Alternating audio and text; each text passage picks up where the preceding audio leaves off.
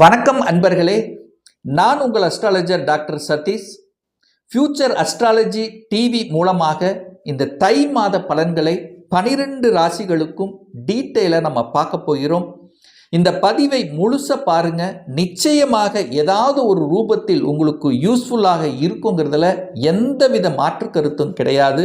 இந்த சேனலை first time நீங்கள் பார்ப்பவர்கள் என்றால் மறக்காம சப்ஸ்கிரைப் பண்ணிக்கிங்க. விருச்சிக ராசி அன்பர்களே, இந்த தை மாதம் என்ன பலன் எப்படி இருக்கும் அப்படின்னு பார்க்கும் பொழுது, இந்த மாதத்தினுடைய தொடக்கத்திலே பார்த்தீங்கன்னா உங்களுடைய ராசிநாதனான செவ்வாய் பகவான் உச்ச பலத்தோட வலிமையாக இருக்கார், ஸ்ட்ராங்காக இருக்கார். உச்சம் அப்படின்னாலே என்ன, ஸ்ட்ராங்காக இருக்குன்னு அர்த்தம். அப்போ நீங்கள் ஸ்ட்ராங்காக இருக்க போறீங்கன்னு அர்த்தம். எங்கே போய் உட்கார்ந்துருக்கார்? 3ஆம் இடத்தில் உட்கார்ந்துருக்கார். தைரியத்தோடும் வீரியத்தோடும் செயல்பட போறீர்கள் அப்படின்னு அர்த்தம். அதாவது எதையும் செய்யலாம் என்கின்ற துணிச்சலை கொடுக்கும். ஏன்னா செவ்வாய்ங்கிறது கெத்து, துணிச்சல், கோபம், ஆக்ரோஷம் இதெல்லாம் வெளிப்படுத்தும். ஸ்ட்ரெயிட் ஃபார்வர்டாக இருக்கக்கூடிய தன்மை. யாரோட சேர்ந்திருக்கார்? சூரியனோட சேர்ந்திருக்கார், 10ஆம் அதிபதியோட சேர்ந்திருக்கார். அப்போ தொழிலை பற்றிய சிந்தனை ஓட்டங்கள் இருக்கும்.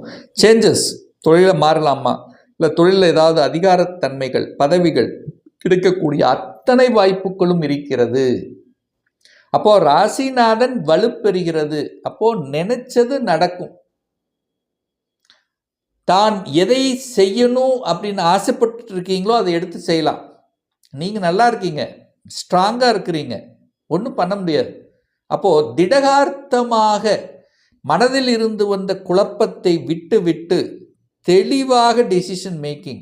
எஸ் எஸ்ன்னா எஸ், நோன்னா நோ. அப்போ ஒரு ஸ்ட்ராங்காக இருக்கக்கூடிய ஒரு காலகட்டமாக இந்த தை மாதம் நிச்சயமாக அமையும். 2ஆம் அதிபதியாக இருக்கக்கூடிய குரு பகவான் 2ஆம் இடத்தை பார்க்கிறார். அப்போ 2க்குரியவன் 2ஐ பார்க்கும் பொழுது பொருளாதார மேன்மையை தரும். மறைந்திருந்த பணம் உங்களுக்கு கிடைக்கும். கொடுத்த பணம் ரிட்டர்ன் வருவதற்கான வாய்ப்புகள் இருக்கிறது. எங்காவது போட்டு வைத்திருந்த ஷேர்லேயோ இன்சூரன்ஸ்லேயோ உங்களுக்கு ரிட்டர்ன் வருவதற்கான வாய்ப்புகள், சந்தர்ப்பங்கள் இந்த காலகட்டம் விருச்சிகத்துக்கு உண்டு. இந்த கணவன் மனைவிக்குள்ள சண்டையிட்டு பிரிந்தவர்கள் எல்லாம் ஒன்று சேர்வதற்கான சில சந்தர்ப்ப சூழ்நிலைகளை உருவாக்கும். அதை கெட்டியாக பிடித்து கொள்வது சிறப்பு. அதாவது ஒரு அந்யோன்யத்தை திருப்பி ஏற்படுத்தும். நம்ம குடும்பம்தான் அப்படிங்கிற பொதுநல தன்மையை இப்போ இந்த காலகட்டம் உங்களுக்கு நிச்சயமாக ஏற்படுத்தும். இப்போ வாக்கு நல்லா இருக்க போது, குடும்பம் நன்றாக இருப்பதற்கான அமைப்புகள், தனம், பொருளாதார அபிவிருத்தி கொடுக்கக்கூடிய அமைப்புகள் சிறப்பு பெறுகிறது. 3ஆம் அதிபதி தனக்கு 3ல் இருக்கார், வளர்ச்சி தான். 3ல் செவ்வாய், சூரியன், புதன், சுக்கிரன் 4 கிரகங்கள் அமரப்போகிறது. சூரியன் 10க்குரியவன் 3ல் இருக்கார், முயற்சி ஸ்தானத்தில் உட்கார்ந்திருக்கார். செவ்வாய் உச்ச பலம். புதன் உங்களுக்கு 8ஆம் அதிபதியும் அவரே, 11க்குரியவனும் அவனே. அப்போ திருமணத்தையும் நடத்தி வைக்கக்கூடிய யோகம் என்பது உண்டு. ஏன்னா அந்த சுக்கிரன் தான் உங்களுக்கு 7ஆம் அதிபதி, திருமணஸ்தானத்தின் அதிபதி. அவர் 3ஆம் இடத்தில் இருக்கார். உங்கள் முயற்சியால் திருமணங்கள் நடக்கும். இதுவரைக்கும் திருமணம் நடக்கலை அப்படின்னு இருக்கக்கூடிய இந்த விருச்சிகத்துக்கு இப்போ திருமண பாக்கியம் உங்களுக்கு வந்து விட்டது. இதுவரைக்கும் திருமணமே வேண்டாம் அப்படின்னு சொல்லி கொண்டிருந்தவர்கள் கூட சரி செய்து கொள்கிறேன் என்று சொல்லக்கூடிய அளவுக்கு, அதாவது அந்த எண்ண உணர்வுகளை தூண்டக்கூடிய அமைப்புங்கிறது இந்த காலகட்டம் உண்டு. அப்போ திருமணம் நடக்கும். உங்களுக்கு செவ்வாய் வலிமையாக இருக்கிறனால சகோதரர்களுக்கு இருக்கலாம். ஏன்னா ஒரு ராசிநாதனோட செவ்வாய், அந்த செவ்வாய் ஆட்சி பலம் 3க்குரியவன், சகோதரத்தை குறிக்கக்கூடிய 3ஆம் இடத்தில் இருக்கிறதுனால உங்களுக்கோ அல்லது சகோதரிகளுக்கோ இரத்த பந்த உறவுகளுக்கோ திருமணம் நடக்கக்கூடிய அமைப்புகள், சந்தர்ப்பங்கள்ங்கிறது இந்த தை மாதம் சிறப்பு பெறும் விருச்சிகத்துக்கு.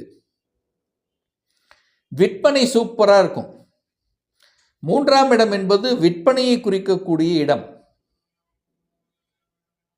அப்போ பேச்சின் மூலமாக, கம்யூனிகேஷன் மூலமாக நல்லது நடக்கும். அப்போ பேச்சின் மூலமாக, உங்கள் புத்தியின் மூலமாக செய்யக்கூடிய அனைத்து விதமான துறைகள், கன்சல்டன்சி, தரகு, கமிஷன் பேஸ்டு, ஸோ இதெல்லாமே கூடுதல் வளர்ச்சி கொடுக்கக்கூடிய ஒரு காலகட்டம் ஆக இந்த தை மாதம் அமையப்பெறும். 4ஆம் அதிபதி தனக்கு 2ல் இருக்கார். சுகத்தை தரக்கூடியவன் தனக்கு 2ல் இருக்கார்.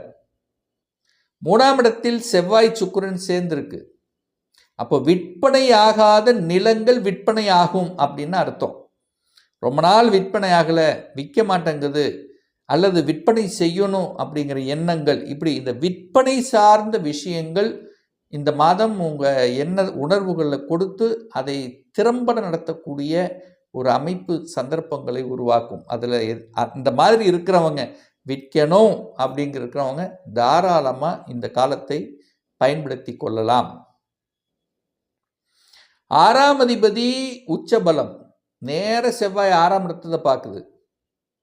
அப்போது உங்கள் எதிரி உங்களுக்கு பலமாக இருக்கார். 6ஆம் இடம் வலிமையாக இருக்குது. 6ல் என்ன இருக்குது? வேலை உண்டு.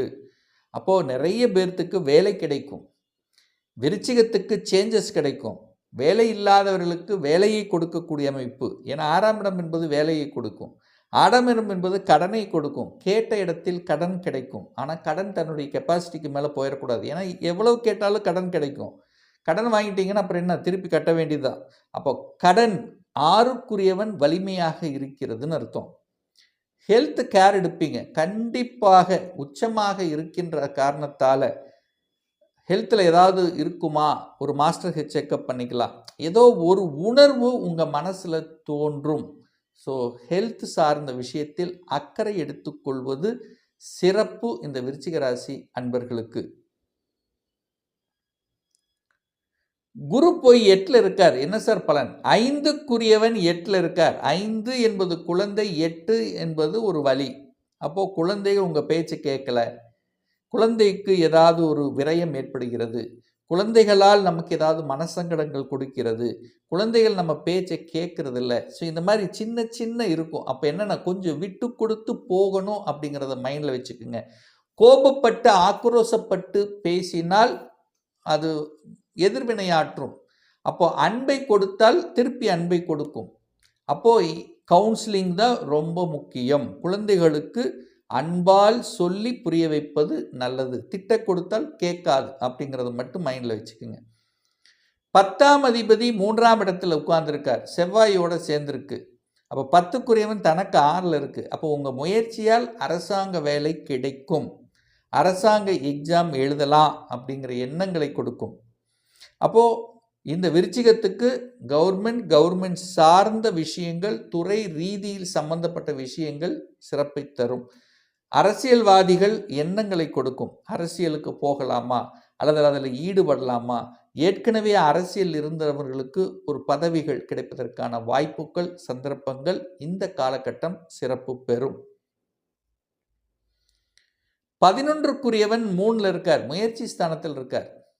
11க்குரியவன் எங்கே இருக்கார்? 3ஆம் இடத்தில் இருக்கார். அப்போது உங்கள் முயற்சியால் வெற்றி உண்டு.